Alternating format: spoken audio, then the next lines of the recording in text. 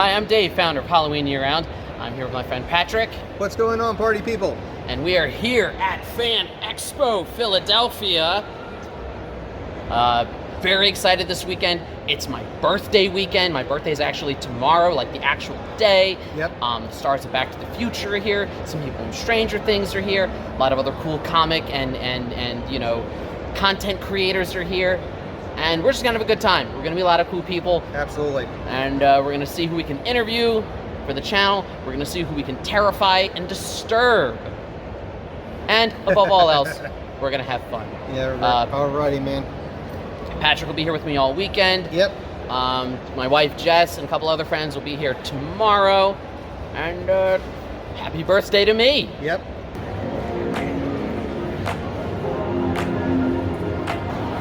Oh my God.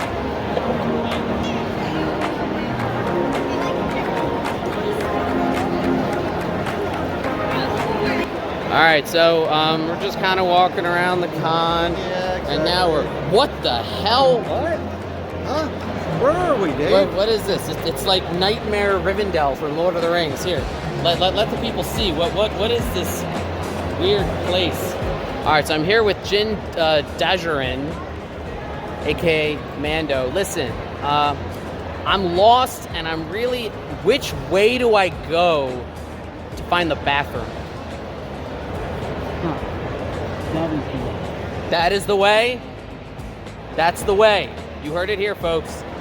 So I'm here with some Imperial officers. What do you make of the recent scandal that Rebel leader Luke Skywalker and Leia are the children of your big boss Darth Vader? Any comment? Terrorist lies. Fake news? Fake news all the way. They're just trying to get people behind that them. one. And what do you make of the Empire base on Endor that many sources are saying is vulnerable to attack? No Imperial base is vulnerable to attack. But that's all we're allowed to say on the matter. Understood. Thank you for your time. I hope you don't get executed for doing this interview. I'm curious, how much creative freedom did you have when, designing the covers? Was that something that, they gave you an outline, they gave you kind of what they wanted, or was it kind of more up to you? So RL was writing the book at the same time I was doing the cover. So I didn't have a book to read. And he would give me the title of the book and then give me a few sentences about what the book was about. And then I would do 3 sketches on my own. I worked with an art director. Sometimes they had a suggestion, but mostly they let me do my own thing. So if the art director had a suggestion, I would do exactly what they suggested.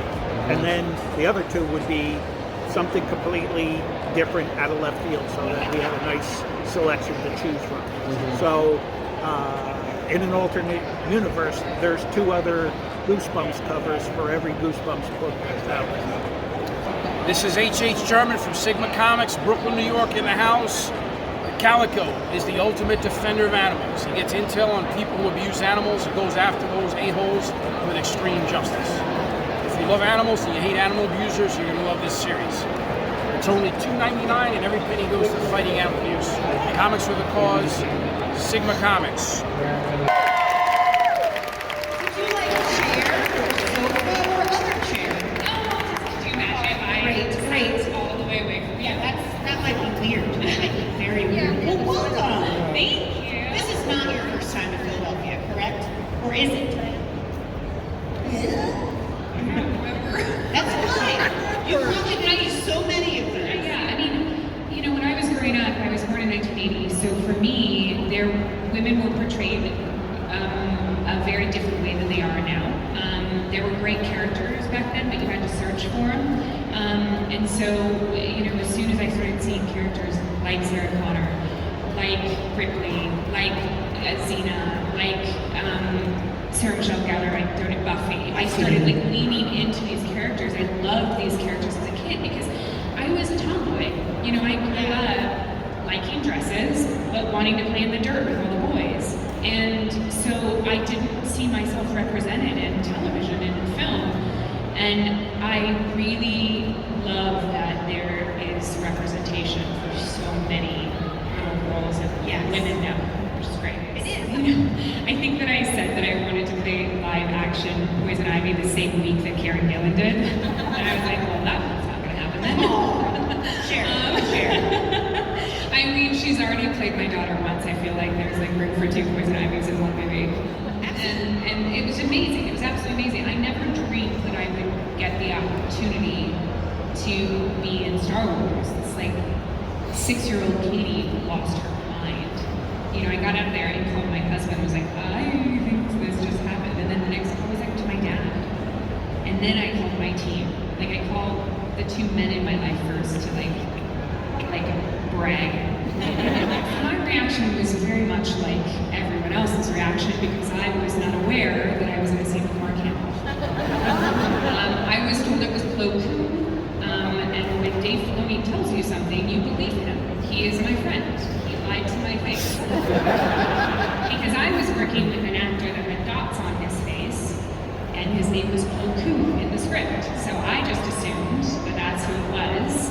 And so I didn't realize until I saw the lightsaber and the cloak on the X-Wing a little bit. Like I sort of like started to put it together, probably when everyone else did. And then I immediately texted Dave and was like, how effing dare you? How dare you? When did you shoot this? Why was I not there? I am so upset with you right now. So my reaction was like everyone else is, like, no! Wow! Oh shit! Listen, I would do anything for Ahsoka and Bo to be on screen together. So, I think that this is a relationship that not only has obviously changed since the last time we saw them together, but they obviously have been in contact. So I want to know what's happening. So I would like to be on camera with her. Well, that was one very short but exhausting day still. We've only been here since like 4. It's the end of day 1 of Fan Expo, and we just realized that the roof of the parking garage has the most spectacular view of the city of Philadelphia that you have ever seen. City of brotherly love, man, and it is beautiful tonight. So that's really cool. Gonna go home, get some sleep, and be back at it tomorrow. And in the meantime, we're just gonna enjoy the scenery. Okay, day 2. It is my actual birthday, and I had the most fun spending an hour finding parking because all the garages were full. And the best thing about Center City, Philadelphia is that it's 30 minutes away from Center City, Philadelphia. So we're here now, gonna go back in. We got the trio of Heartlines. Heartline, say hi. Heartline, say hi. And we're gonna go in for day 2. Patrick's already in there, so first order of business is Michael J. Fox. and find Patrick.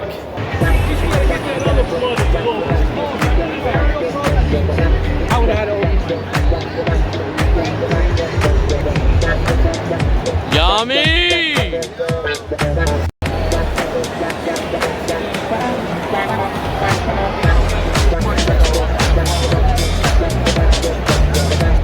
Look who I found. Hey, everyone.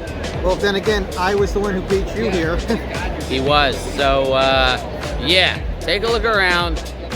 Hi, sweetie. Hi. Way more people today than there were yesterday. Over in the vendor area, it's kind of hard to walk through. Yeah. Hey, hey, hey, people. We are so excited for today. Let's do this.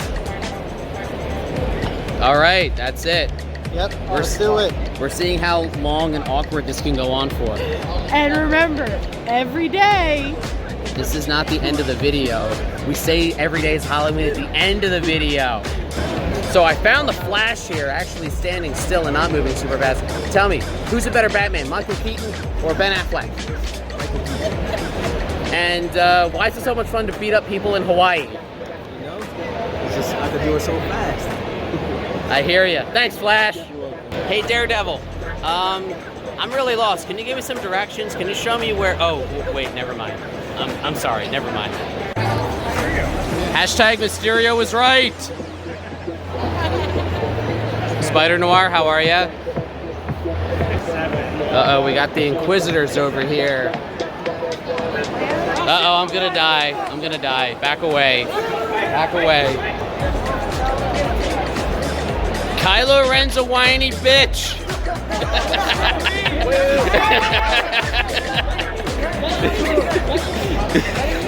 So I'm here with Sonic the Hedgehog, and you said this entire costume is handmade by you? Uh-huh, it is. Can you show me the gloves? Sure. All handmade. Wow, that is... Well, you know, you can see a little thread right there. Yeah, yeah. So, who's faster, you or the Flash? To be honest, it's the Flash.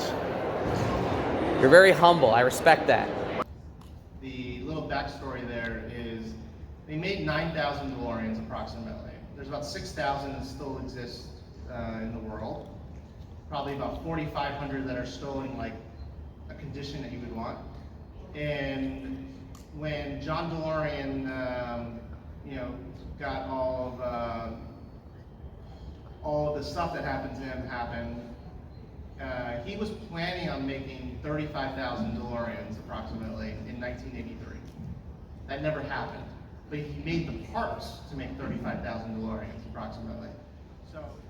So then, what is it like to drive a DeLorean time machine? Is where I'll go next.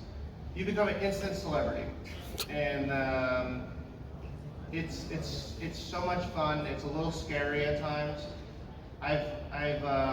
So like this is outside Wegmans. So whenever I take the car, I drive it more often than you imagine to do my errands or anything. I'll go to the grocery store, I'll take the DeLorean, and when I come back, I have my phone ready because I just want to see what's going on with it. And There's always people there. there's always people there. I've had like literally like a horde of like 30 people outside Target once taking photos, and a lot of times they want to take photos of me with the car, and I'm like, really? You want me in the photos? They're like, yeah, you built the car. I'm like, Killer Clowns. Bane. So we're walking around here at Fan Expo, and there's chaos, there's turmoil, there's carnage. Captain America, Dr. Doom, and Nurse Joker walk into a bar. Who wins?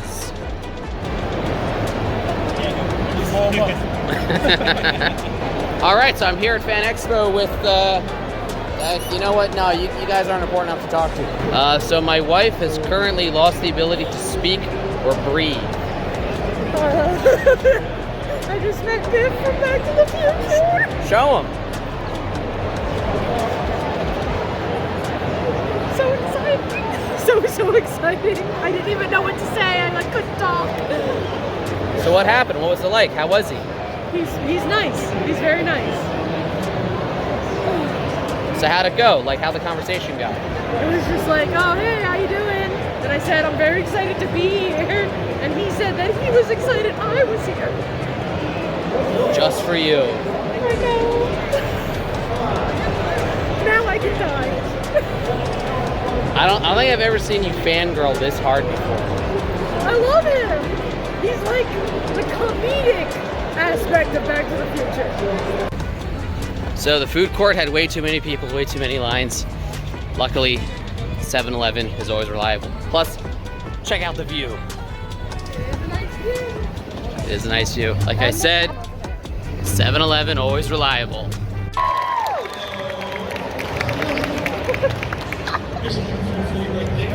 Thank you very much. Thanks for coming out, guys. Yeah. I mean, right now, I'm very proudly wearing my Hercules 50 episodes hat that we got on set. That's amazing. This one's actually my brother's. It still says my brother's name and my parents' home phone number inside the hat in case he lost it. But I really enjoyed the romantic comedy brain. I thought that was fun. I love the stoner brain. Dominatrix brain is definitely a good kick on set. Yeah, exactly. No, there was definitely some sort of power that came from that. No, it was the variety that I loved. Like, it was so special. And they were just constant surprises. They got through 5 seasons worth of new ideas. And I was starting to think, is there anything left in the can? Like, have I got anything left I could play? But they kept coming up with stuff.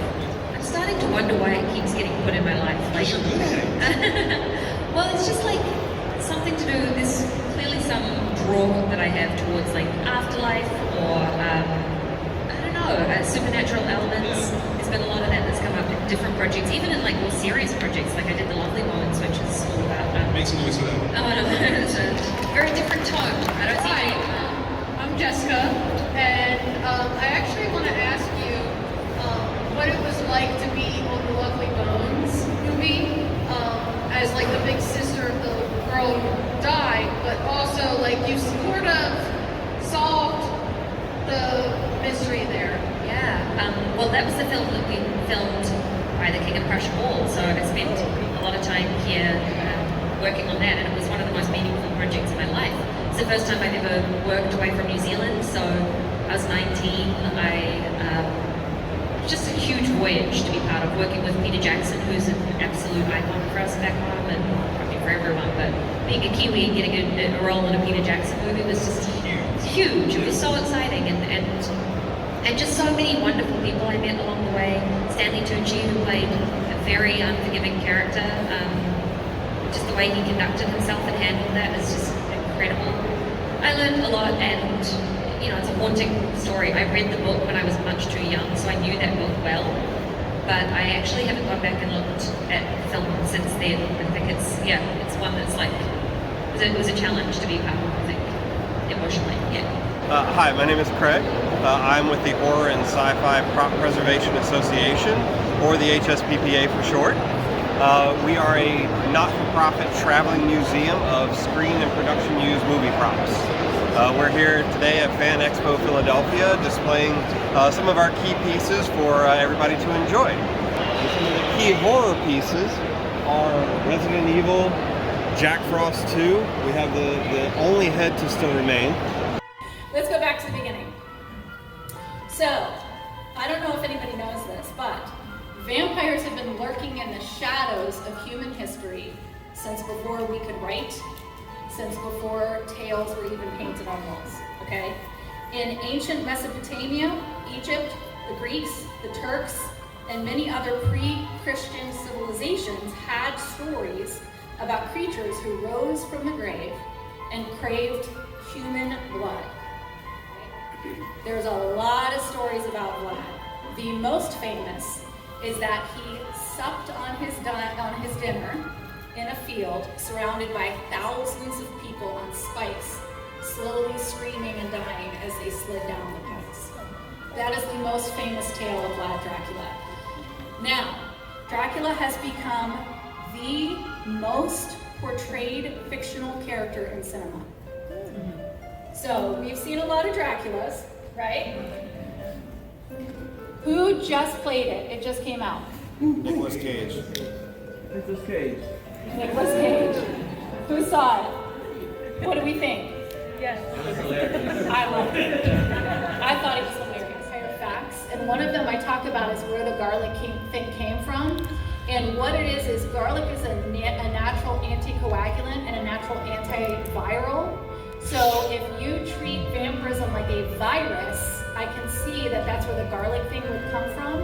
And also the Egyptians used to believe that garlic was a gift from God. So they believed that garlic would protect them because God had given it to them. So I will tell you that is one of my favorite tropes, the vampire versus werewolf. That is one of my favorite tropes. And I can see where there would be like sort of an underlying hatred between the two. But again, I think it would boil down to feeling ostracized from society, and you feel like you want to take it out on somebody, and you just kind of take it out on each other. Yeah. All right, here we are, day 3. Got the whole family now. Lily, say hi. Lucy, say hi. Hi. And Sweetie, say hi. Hello. Hi. And once again, this is the coolest parking garage ever, because as you can see, it has the absolute most amazing view of the city. There's the William Penn statue in City Hall. There's 1 and 2 Liberty Place, and you just cannot beat this view. So we're gonna head back down. We're gonna do some more panels. The Stranger Things one is today. The Back to the Future one is today. The Giancarlo Esposito one is today.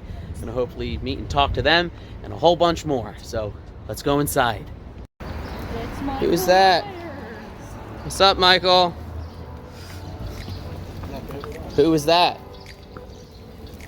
Who'd we just see, Lucy? Michael Myers. Yeah, what's he up to? Hey, Lucy. Who you dressing up as? Come here, show me. Brunette Elsa. So what kind of moves does Elsa do? Show me, like, how does Elsa do ice? Very good. Sure. So tell us about these pancakes. These pancakes are awesome. Yep, classic buttermilk, and I had some scrapple earlier from Lancaster. Phenomenal. It's for your strength stuff. today. Yep, definitely for my strength today. We got a busy day. We got a very busy day, so remember, everybody, never skip breakfast. Most important meal of the day. We got Elsa and we got Minnie Mouse. Lily, come here, show me your dress. Who's that on your dress? Is that Minnie Mouse? And we got Elsa.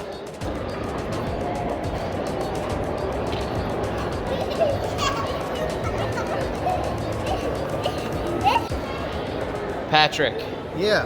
Last night, Jess and I had to leave early, and we gave you a Mission Impossible-esque task. Yes. Did you complete it? Yes, I did. Show us. Yes. So, we met Michael J. Fox and Christopher Lloyd. We did a photo op with them 2 years ago at AwesomeCon in DC. Just got the photo. Then, a few months later at Monster Mania, we got Christopher Lloyd's signature. The only thing missing from that photo was Michael J. Fox's. Yes, and Michael J. Fox was able to sign your copy of Pete the Cat. Oops, sorry. I mean. There it is, right there. Patrick, you are the real MVP that you got that. And just in case anyone's wondering, you need something to protect them so they don't get bent. So I just grabbed the first kids book we had off the shelf that's, hardback to protect it from bending. But back to the much cooler thing. Show us that. Look, it's right there. There in the picture, you can even see that is a barely month-old Lily. And Michael J. Fox. And Michael J. Fox was pointing at like, whoa, there's a baby there. And then we got Christopher Lloyd to sign down there back at Monster Mania. So the set is complete, and we can now hang that picture up on our wall. Thank you. Patrick, I'm giving you the MVP award. Thank you so much. Our first MVP award. We may give out more. This may be the only time. We're kind of just making up as we go along. Hey, Chris, look who I found. Hey. Oh, wait, hold on. Okay. What you doing, Lily? All right, put it on there. Good job. What is keeping this thing up? Yeah. Don't make a sound. That's not gonna help. I'll get the ones that fell out.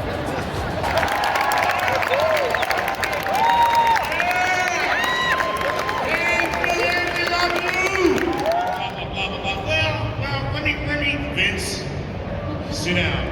Don't close the door.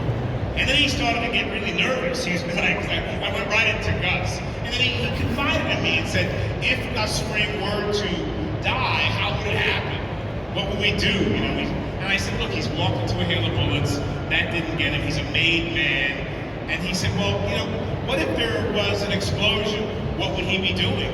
And I said, well, you see me, I'm very proper. I stand up, I button my jacket before I sit down, I open it back up, and I adjust my tie. I want the cape.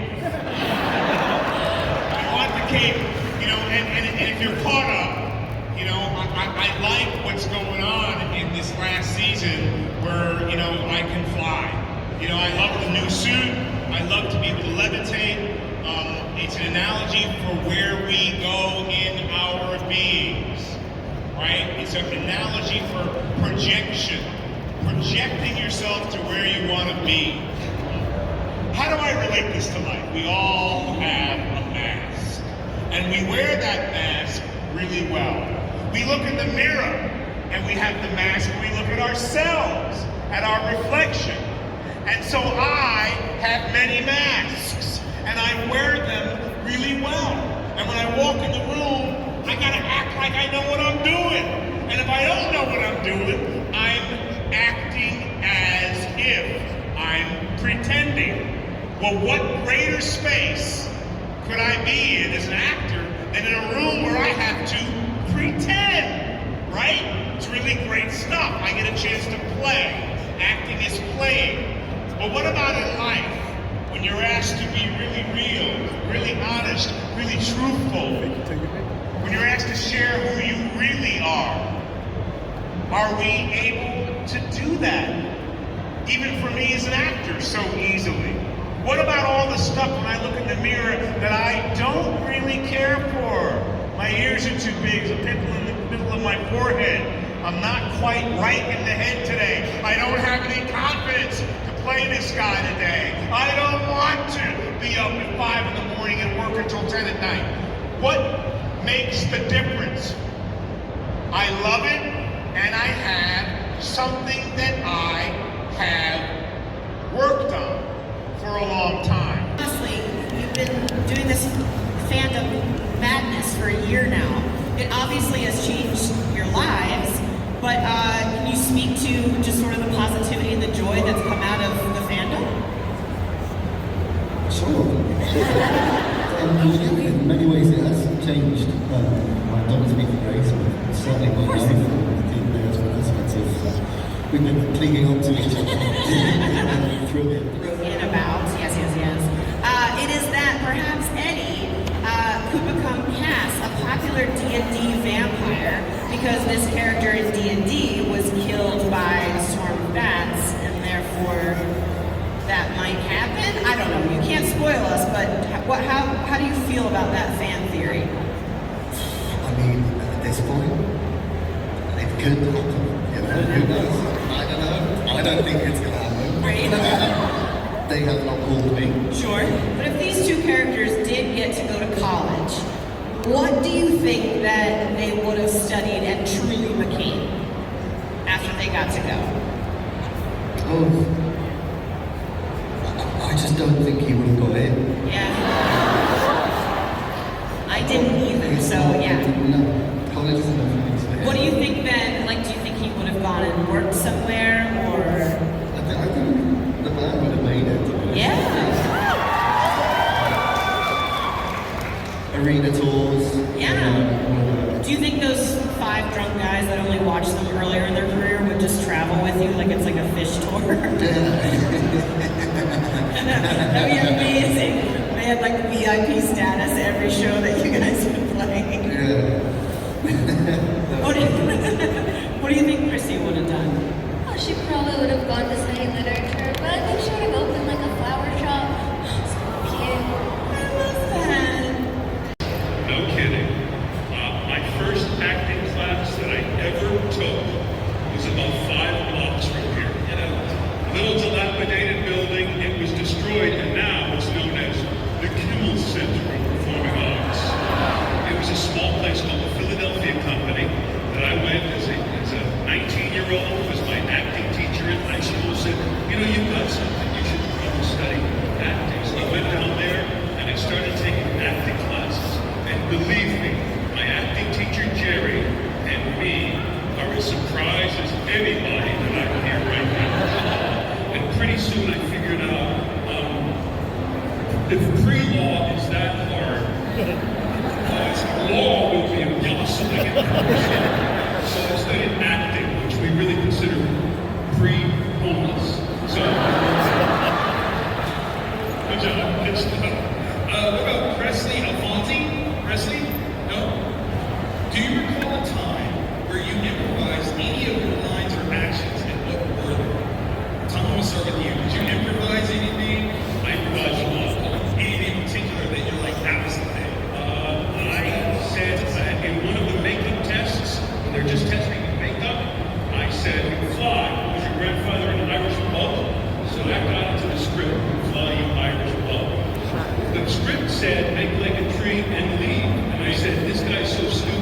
it should be wrong. That's for sure. I said, why don't you make like a tree and get out of here?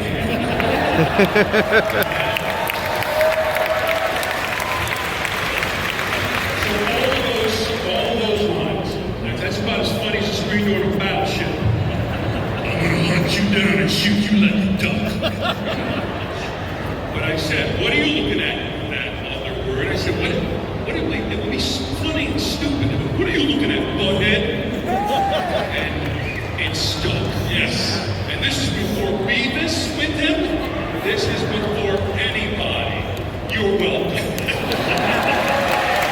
And like you said, culture, does he like them, right? Do they get along? Do they have sort of the same interests and everything? That's what makes it a great movie. And the performance of the villain. But other than that,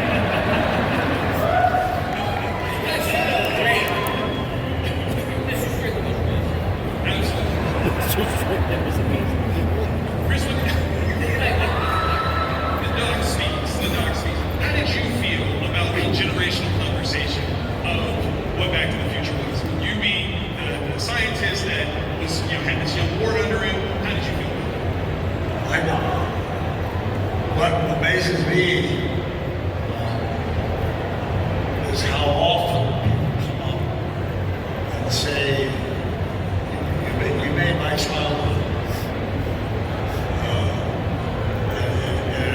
It's happened today, sometimes.